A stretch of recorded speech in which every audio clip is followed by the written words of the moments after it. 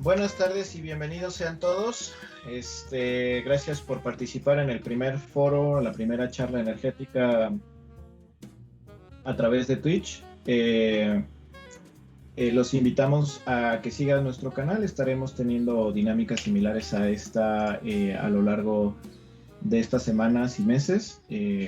Vamos a tratar de estar transmitiendo cada vez más y más contenido, entonces los invitamos a que nos sigan y se suscriban a nuestro canal. Agradecemos el interés en estos temas. El día de hoy estamos reunidos justamente para saber cómo vamos con los derechos del consumidor final en materia energética en México. En nuestro panel tenemos el honor de contar con tres grandes panelistas. Los presento. Primero está Marín Cornelis. Ella es la directora ejecutiva y fundadora de Next Energy Consumer, en consultoría de políticas centrada en los aspectos sociales de las transiciones energéticas y climáticas a nivel europeo e internacional. Su trabajo une las necesidades y la experiencia de la sociedad civil, las comunidades científicas, las empresas y los formuladores de políticas en las transiciones energéticas y climáticas.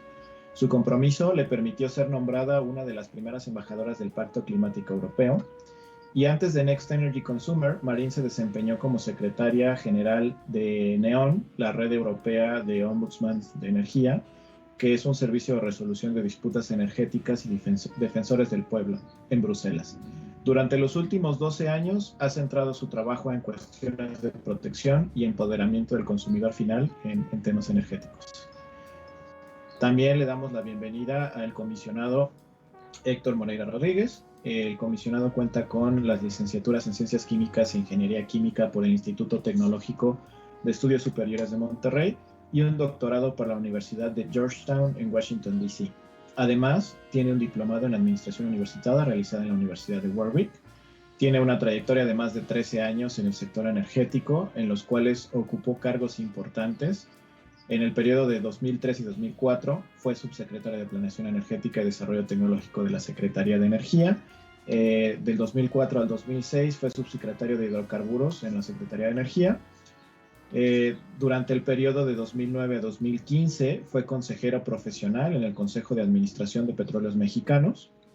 Durante el periodo de 2009 a 2015 fue consejero profesional del Consejo de Administración de Pemex Exploración y Producción. En el ámbito académico ha sido vicerrector académico del Instituto Tecnológico de Estudios Superiores de Monterrey. Colabora como investigador asociado en la Arizona State University en la creación de un modelo matemático para la generación de escenarios para el sector energético mexicano. Ha sido consejero del Instituto Mexicano del Petróleo, del Instituto de Investigaciones Eléctricas, del Centro de Investigaciones y Docencias Económicas y ha sido el autor de varias publicaciones de planeación del sector energético. Fue nombrado por la 63ª legislatura de la Cámara de Senadores el 28 de abril de 2016 y ratificado por un segundo periodo el 25 de abril del 2018 como comisionado de la Comisión Nacional de Hidrocarburos. Por último y no menos importante, contamos con la distinguida presencia de María Angélica Valencia Gómez, directora de Vinculación Institucional y titular de la Unidad de Igualdad Sustantiva de la Agencia de Energía del Estado de Puebla. Es egresada de la Universidad Autónoma de Nuevo León. Estudió la licenciatura de Relaciones Internacionales, trabajó en la Comisión Nacional de Hidrocarburos como asesora del órgano de gobierno en temas de regulación energética, así como de la Secretaría Ejecutiva con funciones de asuntos legislativos e internacionales. Durante su carrera profesional se ha interesado en las nuevas tecnologías de transición energética, así como en los temas de igualdad sustantiva. Actualmente es directora de Vinculación Institucional y titular de la Unidad de Igualdad Sustantiva de la Agencia de Energía del Estado de Puebla. Estamos reunidos aquí en este foro justamente para evaluar la situación actual de los consumidores energéticos finales y determinar los efectos que tienen las políticas actuales en sus derechos humanos, económicos, sociales o ambientales y además identificar si existen los lineamientos adecuados para lograr el acceso a la energía, la sustentabilidad energética y la inclusión e igualdad sustantiva en el sector energético y la lucha por el cambio climático. En este sentido, invitamos a todos nuestros viewers, a todos nuestros espectadores, que interactúan con nosotros de manera libre a través del chat. Estaremos tomando sus comentarios y sus preguntas y estaremos incluyendo estas interacciones con la discusión con los panelistas. Entonces, siéntanse en libertad de enviar sus comentarios a través del chat y con gusto los iremos incluyendo. Sin más dilación, iniciaremos con una breve presentación que nos hará Marín Cornelis sobre estos temas tan importantes y cómo han ido evolucionando en Europa, que tomaremos como punto de partida para la discusión de los temas que vamos a tratar el día de hoy. Entonces voy a pedirle a nuestra administradora que ponga la presentación en pantalla y darle la palabra a Marín Cornelis. Adelante.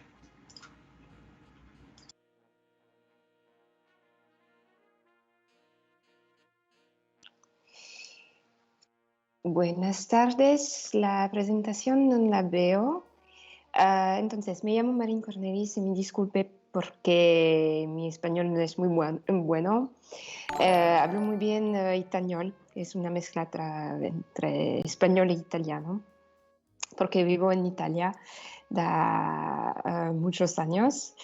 Entonces, me llamo Marín y trabajo sobre las políticas energéticas del consumidor en el ámbito europeo. Hoy quiero hacer una pregunta que es, las políticas europeas es verdad que las políticas de la UE ponen el consumidor en el centro, porque es un moto muy importante para la Europa, de decir que somos muy iguales, que somos inclusivos, pero podemos también tener algunas preguntas. La slide antes, por favor. Antes. Porque entonces, yo soy Marín Cornelis, soy un entusiasta defensor de la justicia energética, que es más que la lucha sobre la pobreza energética. Es una visión un poco más inclusiva de la transición energética. Soy también una embajadora del Pacto Climático de la Unión Europea, que es una iniciativa para conectar las personas y las políticas climáticas en la Unión Europea. Y entonces tenemos... sí. Después podemos pasar a la slide después, por favor. Sí, entonces, en el 2018 y 2019, la Unión Europea adoptó el paquete de directivas que se llaman Energía Limpia para Todos, que pretende situar a los consumidores de energía en el centro.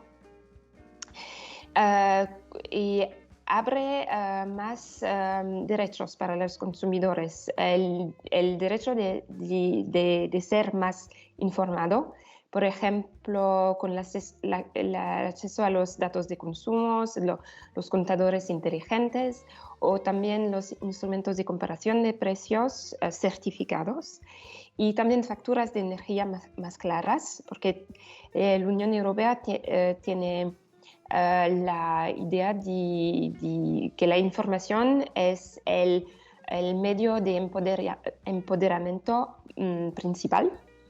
Entonces las facturas de energía tienen que ser muy claras para todos. Por el momento, ahorita las personas, el 40% de los europeos piensan que las facturas de energía no son muy claras, entonces tenemos que hacer esfuerzos para renderlas más claras. El empoderamiento de los consumidores es también la posibilidad para los individuos y las comunidades de generar electricidad y consumirla, almacenarla o venderla al mercado como comunidad energética. También las condiciones de cambio de empresa de energía es más fácil, gracias también a los instrumentos de comparación de precios. Y también la idea es de premiar la respuesta a la demanda para render el sistema más ágil, más fácil, más dinámico. Entonces, para finir, el consumidor es también más protegido porque hay requisitos sobre la pobreza energética más avanzados. También información sobre alternativas a la desconexión. Si, por ejemplo, no puedes pagar las facturas, tienes alternativas. El suministro de electricidad tiene que ser garantizado de los Estados miembros y la gestión de los datos, la privacy, es también una prioridad. Ahora tenemos después. Siguiente, por favor. Como tenemos un pequeño delay, tarda un poquito en cambiar la diapositiva. Ok, muy bien. Entonces, tenemos que ahora tenemos el Green Deal, el Green Deal europeo desde 2019, que promueve una transición justa que no deje a nadie atrás, que es que tenemos que ir adelante. Y entonces, con el Green Deal, la Unión Europea quiere aunar el crecimiento económico con altos niveles de protección social y medioambiental para ser neutrales en cuanto al clima para el 2050. Por eso tenemos dos instrumentos más importantes que son el mecanismo de transición justa, el Just Transition Mechanism, que aborda los efectos sociales y económicos de la transición energética, por ejemplo, centrando en las regiones, industrias y trabajadores que se enfrentarán a los mayores desafíos, y movilizando al menos 150.000 millones de euros. Y, por ejemplo, es más útil en Polonia, donde hay muchos trabajadores que trabajan sobre las minas de carbón. Entonces tenemos que ir adelante para ser neutros en un punto de vista climático. Y también tenemos la Renovation Wave o la ola de renovación, que tiene como objetivo de duplicar como mínimo los índices de renovación energética en los próximos 10 años, porque por el momento solo el 1% de los edificios se renuevan cada año de forma eficiente. De eso puedo hablar mucho porque los edificios en Europa es verdad que hay renovaciones, pero no todas son eficientes del punto de vista climático. Y entonces tenemos que ser más eficientes, más proactivos. Y estas renovaciones ciertamente mejorarán la calidad de vida de las personas que viven utilizando el servicio. Entonces reducirá la pobreza energética y también reducirá las emisiones de gases de efecto invernadero y crearán hasta 1.100. Bueno, esto lo puedes ver, empleos ecológicos adicionales en el sector de la construcción. Pero en paralelo, tenemos también una nueva agenda para el consumidor.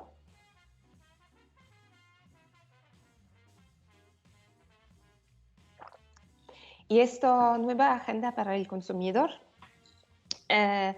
es para que la Unión Europea pretende ir más allá de la sociedad de usar y tirar y hacer las economías más circular y embarcar los consumidores europeos en hábitos de consumo más sostenibles.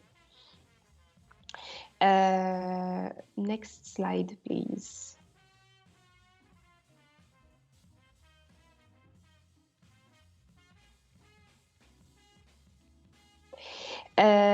Porque cada año se comercializan en la UE más de 20 kilos de productos electrónicos cuya vida útil es al menos 2 años menor de lo previsto. Entonces, es más sostenible, significa también hacer selección de productos más sostenibles. Y entonces, gracias a esta nueva agenda para el consumidor, los consumidores tendrán acceso a productos más sostenibles, con una vida útil más larga y también mejores opciones de reparación sin temor el greenwashing. Los consumidores tendrán más protección para contra la inteligencia artificial.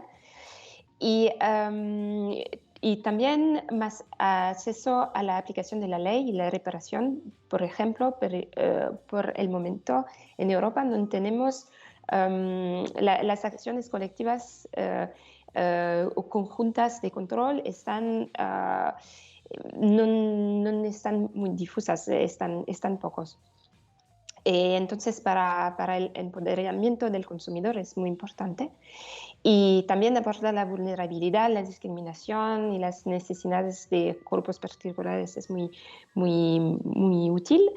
Y el punto 5 es también útil para el México porque la Unión Europea tiene que hacer un apoyo normativo y una asistencia técnica y desarrollo de capacidades para los países socios. Y también al nivel de la gobernanza empresarial sostenible para fomentar un comportamiento empresarial sostenible y responsable a largo plazo. Entonces, la Unión Europea prueba a ser el líder de la lucha contra el cambio climático. Next slide.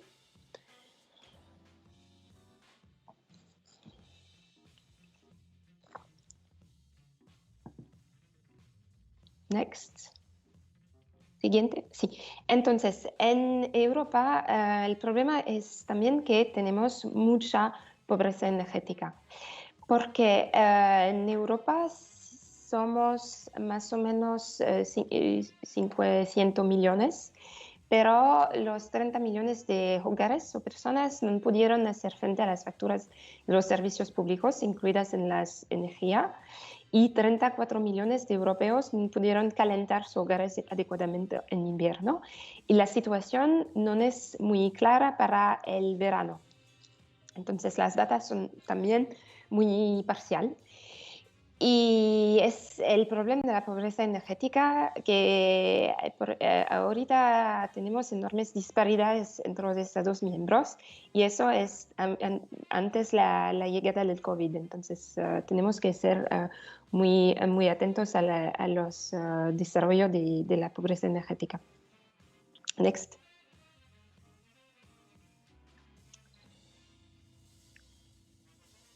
A nivel de regulación, la Unión Europea tuvo una aproximación más un poquito lento, porque hasta el 2009 la pobreza energética se ignora completamente. La energía se aborda solo en términos técnicos. Después, entre las 2009 y la 2015, el interés por la vulnerabilidad está aumentando gracias al Parlamento Europeo y a proyectos financiados, pero las respuestas estaban muy fragmentarias y no tuvieron definición. Pero hoy tenemos, del 2016, tenemos un Observatorio Europeo de la Pobreza Energética y también este paquete de energía limpia para todos. Y también una definición de pobreza energética. La definición es en la parte de derecha, que en práctica el concepto de clientes vulnerables podrá comprender los niveles de renta, la proporción de renta disponible dedicada al gasto energético, la eficiencia energética de los hogares, la dependencia crítica de los equipamientos electrónicos por motivo de salud, la edad u otros criterios. Y entonces tenemos unas respuestas por la pobreza energética con tres prioridades, que están el precio de la energía, la calidad de los hogares, la performance energética y también la dependencia sobre la energía. Next.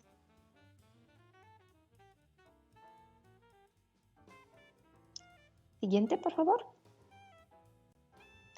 Y entonces tenemos hoy unas recomendaciones sobre la pobreza energética en el ámbito del Green Deal y de la Renovation Wave, de la onda de renovación, porque hoy tenemos nuevos elementos y prioridades. Por ejemplo, de las recomendaciones genéricas sobre la liberalización, sobre los usos de indicadores, de soluciones sociales o de vivienda o energéticas integradas. Al fin del 2021 tendremos también objetivos de rendimiento energético, obligación para las viviendas. Y también la importancia de la financiación de alternativas y de los centros únicos para la renovación están prioridades de la Unión Europea. Y el papel de las partes interesadas está cambiando, porque, por ejemplo, tenemos las empresas de servicios energéticos, ESE en español, ESCOs en inglés, están más y más importantes, sobre todo para renovar las viviendas sociales o también las viviendas privadas. Las comunidades energéticas o las empresas sociales o las organizaciones de base de la sociedad civil diviendan partes interesadas indispensables también a nivel europeo. Eso significa también desarrollar las capacidades para estas asociaciones, para apoyar, para ayudar más a las personas. Por fin, next please, siguiente.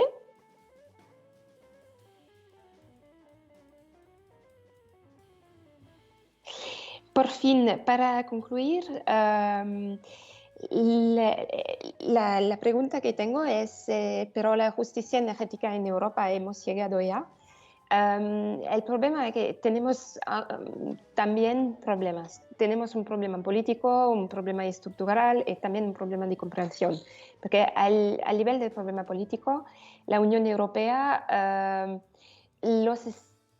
es muy dependiente de las políticas de los Estados miembros, porque son ellos que deciden los objetivos de reducción y también las formas de aplicar los programas. Es el principio de subsidiariedad. Y hoy muchos países todavía no están interesados en la reducción de la pobreza energética. La consideran o una cuestión social, no energética, o piensan que no es un problema en absoluto. Pero tienen formas de pobreza, pero es una visión muy parcial. A nivel del problema estructural, podemos decir que, por ejemplo, los actores sobre el terreno, las empresas y la innovación social tienen un papel importante que desempeñar, especialmente cuando los poderes públicos se desentienden, cuando no consideran que la pobreza energética o la justicia social no es un problema, pero a menudo no tienen el tiempo ni los recursos para estar al día o conectarse o aprender de sus homólogos. Entonces, la capacidad están muy, muy limitadas. Y a nivel de la comprensión, por el momento, la idea de transición justa sí es esencial, pero la visión europea no tiene en cuenta las diferencias de género, de edad, de cultura, de etnia, de clase o también de capacidad. Y faltan datos y análisis de impacto sobre las poblaciones diferentes. Y yo pienso que el cerrar las brechas y ser verdaderamente inclusivo supone escuchar e involucrar activamente a toda la población en todas las políticas relevantes, también las políticas de financiación, también las políticas de vivienda, etc. Y next, si ustedes tienen más preguntas o comentarios, me pueden también escribir. Eso es para mí. Muchas gracias, Marín. Les haremos llegar tus datos de contacto por el chat. Gracias. Gracias. Bueno, con esta maravillosa introducción al tema y por cuestiones de administración de tiempo, yo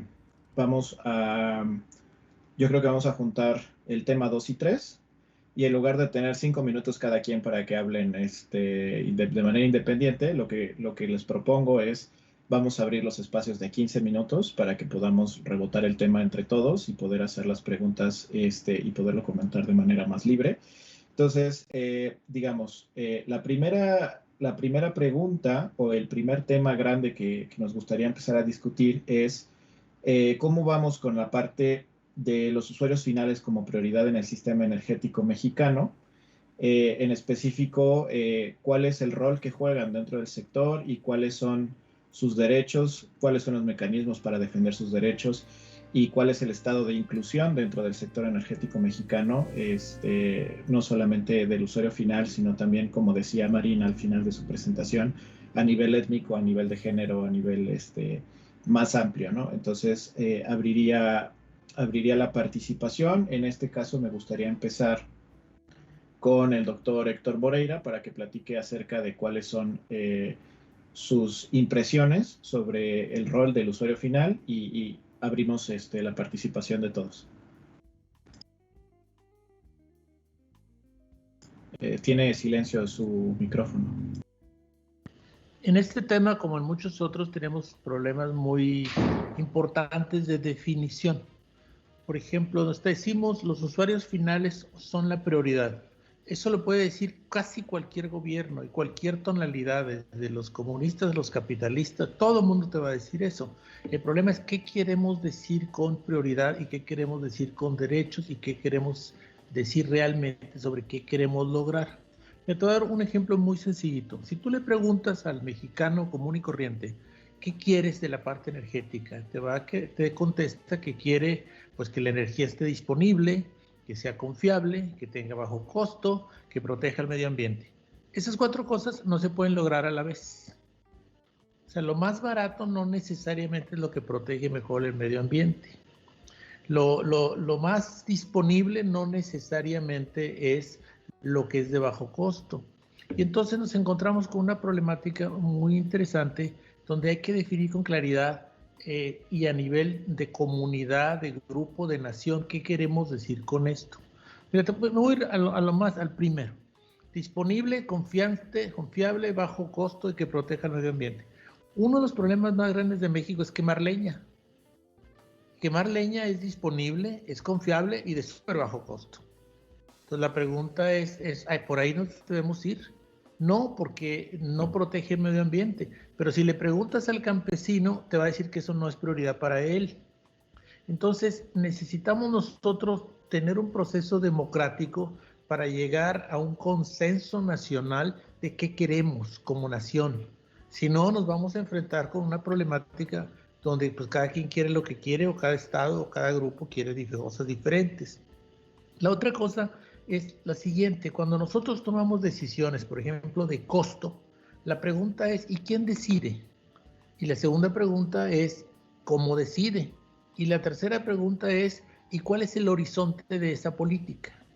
Si nosotros le hubiéramos hecho esta pregunta a México hace 20 años, nos hubiéramos encontrado con que Estados Unidos tenía muy poco gas y te lo vendía a precios muy caros.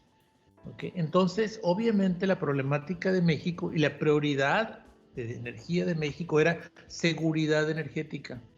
Entonces, por ejemplo, a México le salía más barato traer carbón de Australia para producir electricidad que importar gas de Estados Unidos. Entonces, la política que cumplía con el bajo costo, me quiero ir nomás con el tema de bajo costo, si la hiciéramos ahorita no tendría el menor sentido, sería equivocadísima. Entonces tenemos nosotros que tener un sistema que tenga muy claro qué está buscando y que tenga un factor de corrección muy bueno, porque lo que te funcionaba hace 20 no te funciona después. Pero por ejemplo, regresen, hagan así uno para atrás, denle para atrás al tiempo, hace 20 años. Nosotros decíamos seguridad energética y por lo tanto, ¿qué estábamos viendo? Trae carbón de Australia para poder generar energía eléctrica y haz crecer la parte nuclear. Esas dos soluciones ahorita son no. ¿Ok? ¿Para qué traemos carbón de Australia si podemos usar gas natural?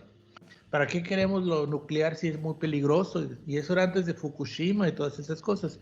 Entonces yo sí creo que hay que decir, esto requiere un proceso político democrático previo para poder definir qué quiere la gente, en qué prioridad y con qué alcance, y cuáles van a ser los derechos de los usuarios en términos de resultados. No de que si tiene derecho a la información o a que le cobren menos, lo que tú quieras. Sencillamente, ¿a qué tiene derecho en términos de la toma de decisiones? Entonces, el gran problema de México, como yo lo veo, es que no lo hemos entrado a nivel de los partidos políticos, a nivel de los grupos empresariales, a discutir exactamente qué queremos hacer como nación y cuáles son los derechos que le vamos a dar a los usuarios. Si no, nos vamos a topar con cómo se decide todo esto y nos vamos a topar con lo que ya nos está pasando. Mira, yo me puse a apuntar aquí cuál fue la prioridad nacional. En el 2002 la prioridad era seguridad energética. Después vino la prioridad es el costo. Y por lo tanto, ¿por qué pasó esto, lo del costo? Porque Estados Unidos empezó a descubrir el shale y empezó a tener gas muy barato, entonces trae todo el gas de Estados Unidos porque es lo más barato. Entonces la prioridad de nuestro sistema energético era costo. Después vino la parte viene la parte ecológica y entonces la prioridad se convirtió en disminuir la huella de carbono. Y entonces, no, pues tenemos que despachar primero las eólicas y luego todo lo demás. Y ahorita nos encontramos con que la prioridad es soberanía energética, donde queremos un fortalecimiento del Estado nacional y de sus empresas, digamos, nacionales. Entonces, estamos dando estos saltos porque no hemos tenido un debate a fondo sobre qué queremos y qué derechos le vamos a dar a la gente en términos de energía y cómo se van a tomar esas decisiones de tal manera que sean verdaderamente democráticas y verdaderamente informadas. Entonces yo sí creo que es un debate muy importante y es donde aparece Ombudsman. ¿Okay? Necesitamos organismos que analicen y que tengan los datos y que puedan comparar. Si no, cada 6 años vamos a dar un bandazo a cambiar la política energética y lo que la gente puede esperar. Entonces yo sí creo que hay una problemática real, porque usuarios finales como prioridad, todo el mundo te lo va a decir. Seguridad energética, todo el mundo te lo va a decir. Derechos de los usuarios, todo el mundo te lo va a decir. La problemática es qué queremos decir con cada cosa. O sea, ¿cuáles son los derechos reales? ¿Qué le vamos a dar a los usuarios finales? ¿Y cuál es el proceso democrático de toma de decisiones? No podemos nosotros que cada quien tenga su política energética. Tenemos que tener un sistema donde de alguna manera usar nuestro sistema democrático para la toma de decisiones sobre energía, sobre las decisiones de energía y sobre lo que las personas pueden o no esperar del sistema que les provee los diferentes tipos de energía. Entonces yo sí creo que esa es nuestra problemática y creo que en mucho tenemos que entender qué queremos decir con las palabras. Que los usuarios finales como prioridad, ¿qué quiere decir eso? ¿Que vamos a aceptar las prioridades de las personas o las prioridades nacionales que un grupo de personas, digamos, más informadas las tiene? A veces pensamos que todo el mundo comulga con la ecología. Yo no estoy tan seguro. ¿Okay? De hecho, ni siquiera es lo que está pasando en México ahorita. Entonces, mi punto es ese. Creo que esto lo tenemos que tratar como un problema de largo plazo, como un problema político y como un problema de nuestro sistema democrático. Gracias.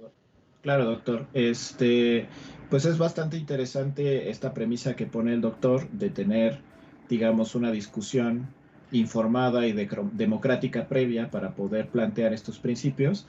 y aquí me gustaría darle la voz a María Valencia para, pues obviamente, poner los puntos sobre las IES en la realidad de, pues no todos los grupos a los que afectan estas políticas tienen una representación que tiene una voz lo suficientemente fuerte dentro de los grupos que toman las decisiones para generar estas políticas y qué opina ella sobre pues esta parte de poner al usuario al centro a través de un ejercicio democrático, porque lo primero que me viene a la mente es, la solución de Puebla va a ser diferente a la solución de Yucatán, y eso nada más dentro de México, ¿no? Ya si nos vamos a nivel Latinoamérica, obviamente es todavía mucho más complejo. Entonces, pues le cedo la palabra a María para que nos dé su punto de vista y su opinión.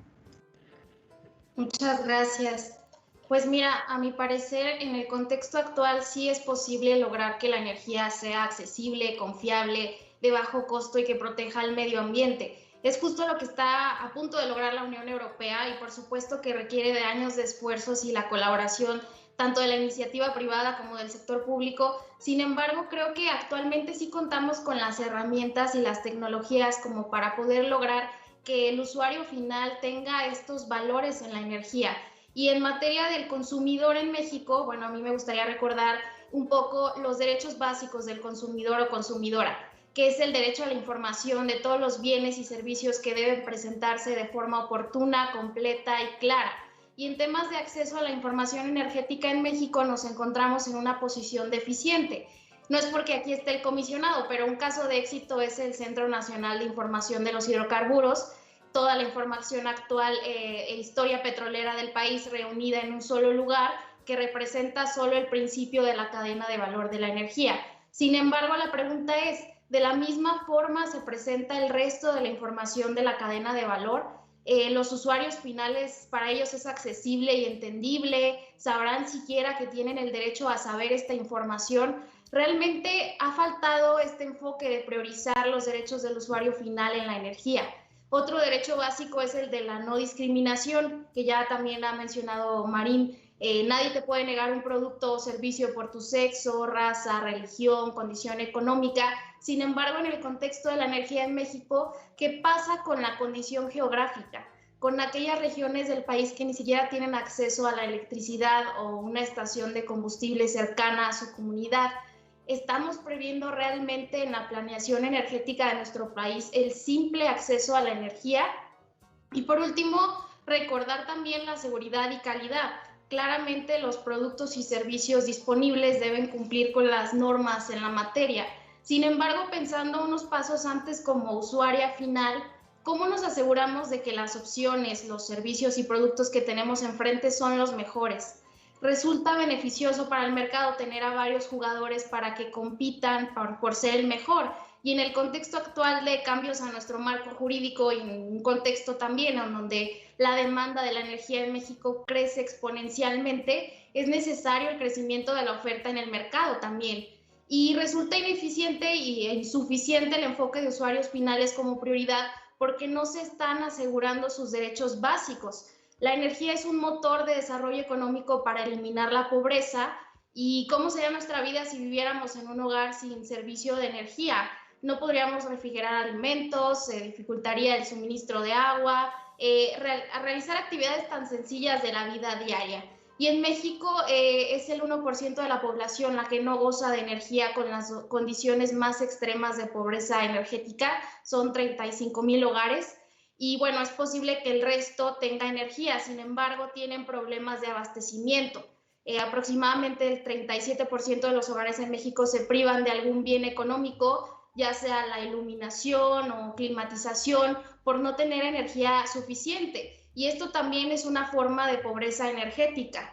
A eso súmale que hay un porcentaje de la población que simplemente no dispone de los recursos económicos suficientes para utilizar el gas natural, por ejemplo.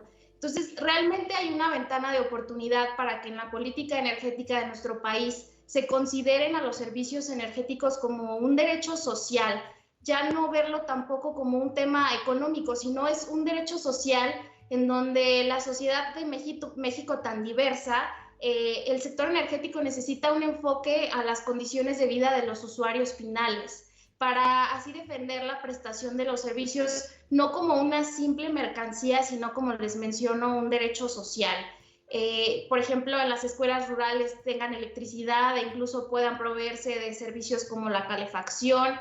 A mí en lo personal me tocó visitar una escuela y un hospital en la comunidad de Los Humeros, en donde, aprovechando el calor del subsuelo, se les suministró un dispositivo para calentar los salones y el consultorio de aquella zona, que recibe al menos 50 familias. Esos son casos de éxito en donde, con un enfoque de energías limpias, se puede electrificar a las zonas de México sin este servicio básico. Y como mencionaba el doctor Moreira, la energía térmica, por ejemplo, que se consume en México, el 11% proviene de leña o carbón, y que al final del día generan emisiones de carbono y afectan a la salud de las y los usuarios. Entonces, creo que sí es un tema que qué bueno que se ponga sobre la mesa justamente en esta organización. Sí, claramente tiene que ponerse en los contextos políticos, el ver cuáles son estas prioridades y traducirlo también en la política pública, no dejarlo como un tema de impulsarlo como base, sino realmente traducirlo en acciones concretas. Excelente punto de vista, María. Antes de darle la palabra al doctor Moreira, me gustaría nada más comentarles que tenemos un par de comentarios importantes en el chat, justamente hablando de la democratización de este proceso, en donde se requieren, de acuerdo con CVM 2107, dice que requiere muchas otras acciones para que se pueda reducir la asimetría de información, barreras de entrada y costos de participación, ¿no? Entonces, tomando en cuenta esto, también pregunta, y creo que vale la pena comentarlo ahora para enriquecer el debate, ¿cómo podríamos generar este proceso teniendo todos estos problemas en cuenta? Entonces, adelante, doctor. Quisiera aquí apoyar a María Valencia, porque una de las cosas que más se nos olvida es que México es una nación plural, que tiene muchas comunidades que tienen sus propias culturas. A mí una vez me tocó ir a presumir un programa que teníamos de tener paneles solares para que en las comunidades aisladas tuvieran acceso a la electricidad. Bueno, suena bien bonito, ¿verdad?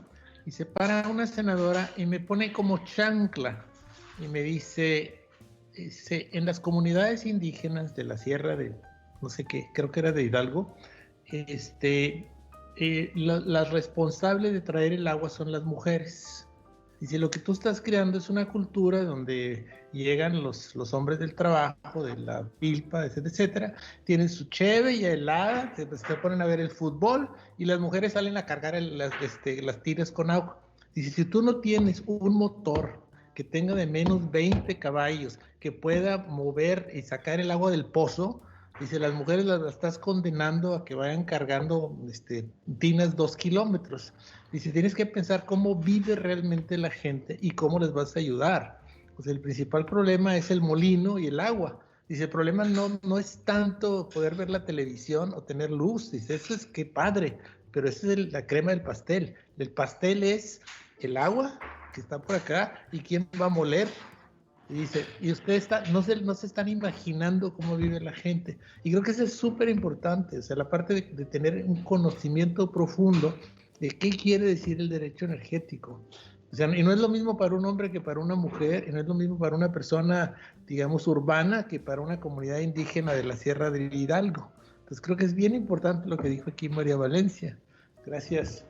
Claro, y aquí me gustaría darle la palabra a Marín, justamente tomando como base un comentario con el que iniciaba María, ¿no? Nosotros vemos a la Unión Europea como un ejemplo, porque ya llevan un camino mucho más avanzado, ya llevan mucho más tiempo en este tema de la Defensoría de los Derechos, tan solo en la parte de la definición de qué significan estos derechos y cuáles son las acciones, ya tienen un tramo mucho más avanzado que Latinoamérica en particular y México en especial. Y justamente CVM 2107 en el chat también mencionaba que si existe una definición universal de lo que es pobreza energética, en la presentación Marín nos hizo favor de mostrar una definición a la que se llegó en la Unión Europea, pero María en su intervención nos comentaba justamente como en México, además de pobreza, tenemos problemas de acceso, ¿no? No solamente es no puedo pagar la factura, no solamente es no tengo suficiente energético. En algunos lugares, como comentaba el doctor Moreira, no hay ni siquiera acceso a este principio básico de la electricidad o de algunas otras fuentes limpias de energía que te permitan tener un desarrollo económico y social que te permita ir a la par de otras unidades. Y segundo, pues poner sobre la mesa el problema que tenemos en toda Latinoamérica y en particular en México, de que la mayoría de las políticas públicas se hacen desde un escritorio en una oficina centralizada y la persona que desarrolla esa política pues no necesariamente tiene visión de cómo vive esta persona en esta comunidad, y usualmente se utilizan digamos soluciones mágicas y generales que buscan ayudar a todos por igual, cuando en realidad el problema es mucho más complejo. Y entonces me gustaría preguntarle a Marín en específico, ¿cómo han atendido este tipo de problemas en Europa y cómo han ido pluralizando tanto las respuestas y las acciones para combatir estos problemas? Entonces, la primera cosa es que en Europa no hay una definición única por el momento. Tenemos indicadores únicos que son el nivel de revenidos de vaso, los niveles de facturas que son muy altos, y también una eficiencia energética que es muy, muy baja. Entonces, son las factores mayores para la pobreza energética. Pero tenemos recercadores, personas que dal punto de vista científico piensan que la pobreza energética es en inglés es not sufficient access to socially acceptable level of energy. Entonces, la pobreza energética es también un nivel social y cultural de acceso social y cultural de energía. Entonces es muy particular porque, por ejemplo, para las personas, para los jóvenes o para personas que viven más mayores, que tienen que pasar más tiempo a casa, los niveles de energía aceptables son muy diferentes. Entonces tenemos también estas perspectivas, pero en Europa no tenemos una definición única y muchos países están hablando de hacer una definición, pero en muchos casos es solo una definición parcial. Y para mí, que trabajo con científicos, me hace un poquito miedo, porque hay mucho de entender de otros países sobre las técnicas para luchar contra la pobreza energética, y entender también que sí es una cuestión de acceso, pero es también una cuestión cultural y social. Y yo veo la pobreza energética, o en general el acceso a la energía, como un derecho fundamental. Porque a nivel mundial tenemos un derecho para la agua potable, pero no tenemos un derecho para la energía.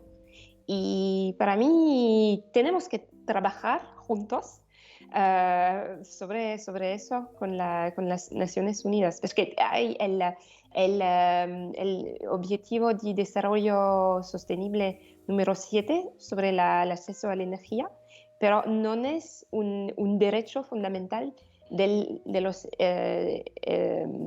las personas humanas. Claro, por supuesto. Tomando ya el cierre del primer bloque y entrando al segundo bloque, que es justamente, ya vimos lo que está pasando, cuál es, digamos, el estatus actual de México en estos temas, y ahora vamos a ver hacia el futuro cuáles son las áreas de oportunidad, hacia dónde podemos ir, cómo podemos generar nuevas políticas que atiendan de mejor manera esta zona en este segundo bloque de 15 minutos. Justamente en el chat nos dicen dos preguntas, dos comentarios bastante atinados. La primera es si en este futuro que estamos planteando, que sería, digamos, el ideal, el futuro, la carta Santa Claus, dicen por ahí coloquialmente, ¿habría una estrategia nacional contra la pobreza energética en este esquema de políticas energéticas? Ese es el primero. Y el segundo es justamente ya más centrado en la parte eléctrica, que dice cómo hablamos de priorizar con a los consumidores finales, pero pues en el mercado eléctrico mayorista, a pesar de que hay mecanismos de precio que ayudan a disminuir el precio de la energía eléctrica, realmente estos beneficios no se reflejan para el usuario final. Si consideramos que dentro de la evolución de la política nacional deberíamos pensar en cambiar esto para que este tipo de beneficios lleguen al usuario final y al mismo tiempo le empoderemos al consumidor para tomar mejores decisiones sobre su consumo y sobre sus precios, ¿no? En este sentido, pues me gustaría abrir el debate. Podremos empezar con María en esta ocasión para ver cuál es su opinión y a partir de ahí rebotamos las ideas. Gracias. Pues muy atinados los comentarios. De hecho, me parece que en México sí hay algunas herramientas que podríamos utilizar. Por ejemplo, la CONUE lanzó el año pasado una app para medir los consumos y la eficiencia energética que puedas tener si eres una persona que tiene un negocio, que está operando muchísima energía, o incluso como usuario residencial, poder revisar estos consumos. Pero la realidad es que este tipo de entidades para mí es un problema que no tienen tanto los recursos, tanto económicos ni de capital humano, que puedan seguir llevando estos objetivos, ¿no? De poder erradicar la pobreza energética. Y sobre la primera pregunta de si debe haber una estrategia nacional, bueno, sí va a haber, digo, no puedo leer el futuro, pero sí debe haber una estrategia para erradicar la pobreza energética. Realmente es un tema en México que poco se toca en el sector y ese es uno de los problemas y por eso lo estamos platicando aquí. Entonces, justamente como hemos platicado, hay varios aspectos involucrados. No bastó con la apertura del mercado que se impulsó en 2013, donde habría más opciones competitivas para los usuarios. Y bueno, es como les decía, pasar de ver a la energía como un derecho económico a un derecho social. Esta regulación impulsada anteriormente nos deja varias lecciones de que existen áreas de oportunidad en materia tanto de transparencia y acceso a la información como para las actividades reguladas, que se vean reflejadas también oportunamente en las y los consumidores. Y bueno, a través de la política energética, que si bien no es favorecedora actualmente, pero hay que impulsar proyectos de descarbonización como la eficiencia energética que justo mencionaba Marín, se ha llevado a cabo en la Unión Europea, o sea, en los edificios públicos, implementar paneles solares para usar los excedentes y favorecer a las comunidades que enfrentan pobreza energética. Y bueno, esto conlleva actualizar la red eléctrica nacional y favorecer pues la energía renovable distribuida. Y bueno, parece que estoy diciendo disparates en el contexto de México, pero es algo que eventualmente va a llegar, porque los demás países ya lo están haciendo, o sea, desde hace algunos años. Últimamente he pensado a México como un país con historia energética tardía. Seguramente aquí el comisionado también lo recordará, pero pasó con los hidrocarburos. Hace algunos años la comunidad internacional estaba organizando las rondas petroleras y estos distintos competitivos mecanismos de inversión para brindar mejores precios y servicios, y que esto finalmente llegó a México aprendiendo las mejores prácticas internacionales. Y llegó tarde y no nos han dejado desarrollarlo, pero lo mismo va a pasar con la transición energética. Es la principal agenda política de los demás países, tanto de la Unión Europea como de incluso empresas liderando en el Medio Oriente, como Estados Unidos, y sorprendentemente también en América Latina. Entonces, México no se puede quedar atrás en acelerar la transición energética y la innovación en el sector, que se vea traducido en acciones para el consumidor, en la digitalización de la cadena eléctrica, la aceleración del recambio de combustibles en el transporte, y en este contexto justamente de pandemia donde los precios del mercado se vuelven inciertos. Cada vez más debemos apoyarnos en la diversificación energética. Entonces, pues claramente en México nos quedan muchísimas acciones que tomar desde lo público, desde lo privado, y me parece excelente que lo podamos platicar en este momento, e incluso pues con la audiencia joven que justamente se requieren estas nuevas visiones en las nuevas generaciones. Claro, y en este, digamos, en este panorama que hemos estado platicando, hemos centrado nuestra atención en los derechos del consumidor, pero no hemos tocado todavía el tema de la responsabilidad que tiene el consumidor. Si yo como autoridad le doy al consumidor la opción de revisar sus consumos y de entender cómo funciona el costo de la energía, el consumidor tiene esa obligación de entender cómo funciona para poder sacar el mejor beneficio, ¿no? Y entonces estas, digamos, responsabilidades que tiene el usuario también cobran una rol central, y justamente parte de tu intervención, María, tiene que ver mucho con la respuesta a la pregunta que nos pusieron en el chat de cómo cambia el panorama energético con el cambio tecnológico.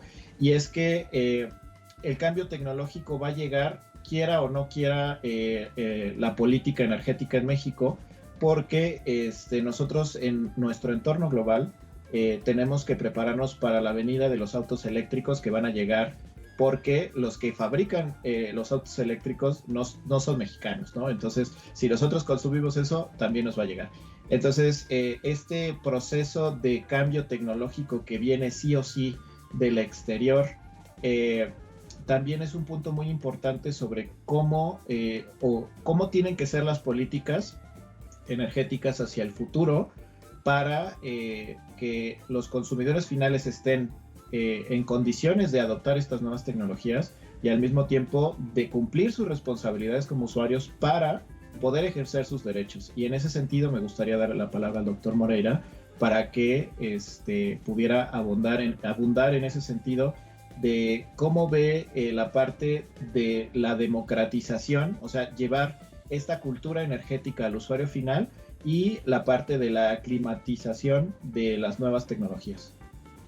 Mira, yo pienso que otra vez el acceso a un mínimo energético es un derecho de cualquier persona.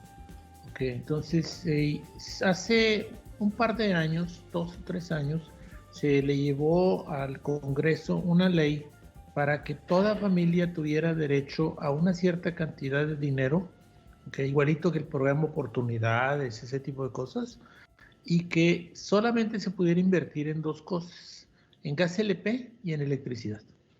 Y que eso aseguraba que cualquier persona podía, tener acceso a un tanque de gas LP, aunque estuviera en la sierra, o a la electricidad. No se requiere tanto para una familia en sus requisitos mínimos. Claro, si quiere tener aire acondicionado central y cosas de esas, es otra cosa, pero tener lo mínimo que se requiere para una vida digna no es tanto. Y entonces se le pidió que a cada familia mexicana se le diera algo así como 300 pesos al mes. No me crean el número, pero de ese orden de magnitud es. Y mucho fue un estudio que hizo el doctor Mario Molina, ¿se acuerdan ustedes? Premio Nobel mexicano, que decía que debíamos considerar los costos totales. Dice, mira, ¿cuánto te cuesta que la gente corte árboles y queme leña en su casa?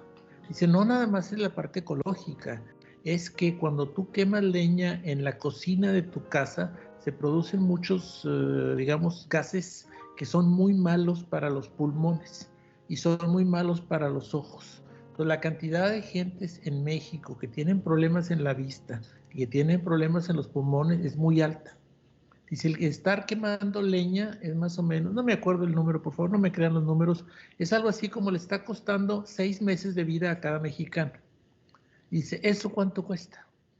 Entonces, obviamente, a nosotros nos conviene como nación que usen gas LP, no gas natural porque se requiere un tubo, pero gas LP está más sencillo, y que en las comunidades aisladas tengan gas LP y tengan electricidad. Dice, eso sale más barato que pagar después todos los gastos médicos de mucha gente que va a tener problemas en los ojos. Entonces yo creo que tenemos que tener una plataforma mínima de acceso a ciertos satisfactores, en este caso energéticos. Y yo diría, LP es importantísimo y electricidad es importantísimo. El gas natural, qué bueno, pero solamente se puede hacer en las ciudades, en lugares más grandes. Pero si podemos nosotros asegurarnos que nadie quema leña, rescatamos a nuestros bosques y bajamos el costo médico del país. Entonces yo sí creo que tenemos nosotros que decirle a todo mundo tiene acceso a 300 pesos o lo que se calcule, aquí está una tarjeta por familia, no se vale que compres la cerveza con esta tarjeta, solamente la puedes usar para electricidad o para gas LP, nada más. Pero yo creo que sí se puede. Perdón. Claro, no. Nos parece muy enriquecedor el comentario. Y para cerrar este espacio, antes de dar las conclusiones y agradecerles a los panelistas, me gustaría darle la palabra a Marín Cornelis para que desde el punto de vista exterior a México nos pudiera ayudar a ver cuál es el rol del usuario final para empujar a que estas políticas pudieran evolucionar en el camino en el que queremos, de qué manera desde la sociedad civil podemos tomar acciones activas para que esto no solamente se quede en buenos deseos, sino que podamos llevar el proceso a los que toman decisiones y que poco a poco vayamos llegando a estas políticas que consideramos son esenciales para el desarrollo económico y social, ¿no? de los países en Latinoamérica y en especial en México. Entonces, adelante, Marín.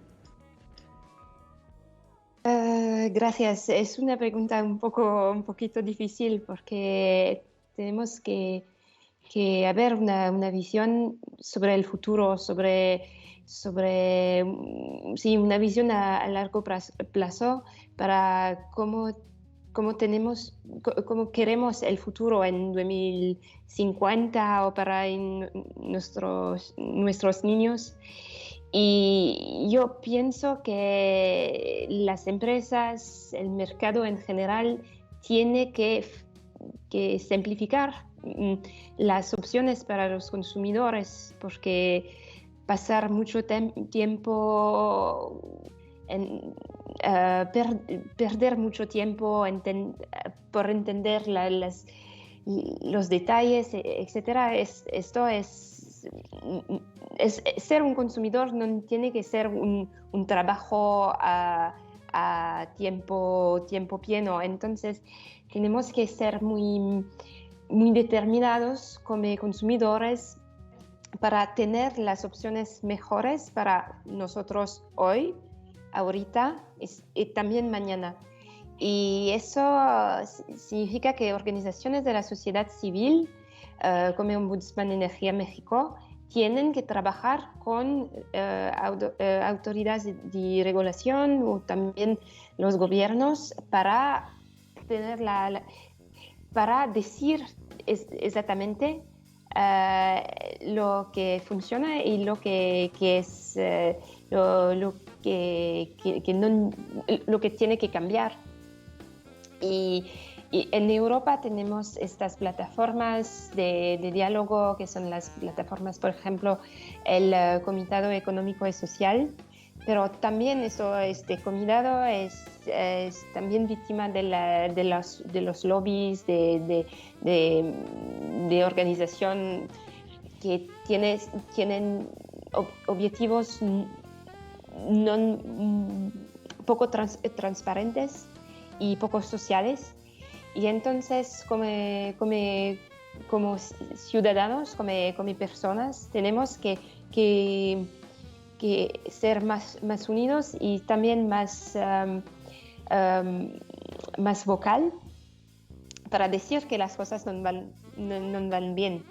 Y la información, como ha dicho María, es fundamental, pero tenemos que usar esta información para hacer las transformaciones que en nuestro futuro común, porque tenemos solo una tierra, tenemos que hacer juntos. Claro. Muchísimas gracias por todos los comentarios. Creo que abre boca para muchos otros temas. Creo que los temas que se han puesto sobre la mesa también nos dan pie para abrir otros espacios, volverlos a invitar a participar en alguno de estos foros en vivo. Podríamos abrir uno específico para inclusión de género, María, para que podamos atender más a fondo el tema. Creo que lo tocamos muy por encima en esta plática y es un tema de suma importancia. Y también podríamos buscar otros espacios para atender en particular algunos puntos. Me gustaría leerles nada más algunos comentarios del chat para que ustedes estén enterados que sí hubo interacción. Por aquí coinciden con el doctor Moreira en que pobreza energética es un problema multidimensional y que va más allá de la asequibilidad de los servicios energéticos. También debe integrar cuestiones sociales, culturales y de género, entre otras cosas. Y otro usuario, 87 Benja, nos comenta que él alcanza a ver un mecanismo dentro del mercado eléctrico que ayuda a bajar los precios si la energía que compra el suministrador básico para los usuarios finales viene del mercado eléctrico y la energía del mercado eléctrico es barata. Entonces se garantiza un precio bajo para los usuarios. Sin embargo, como las tarifas son reguladas, ese usuario no necesariamente ve ese beneficio del usuario. Entonces, creo que abrir otro espacio para definir el funcionamiento del mercado eléctrico y eliminar sobre todo algunos mitos que están alrededor y la complejidad del sector eléctrico también valdría la pena. No me queda más que agradecerles a todos los que estuvieron conectados, agradecerles a nuestros panelistas por su maravillosa participación. Estaremos en contacto y los invitamos a que sigan a la página en Twitch de Ombudsman Energía MX. Denle ahí al botón moradito que dice seguir con el corazón y los que puedan suscribirse se aprecia mucho. Estaremos trayendo este tipo de contenidos, esperemos que sea de su agrado y con esto podremos cerrar la transmisión. Muchas gracias a todos y buenas tardes.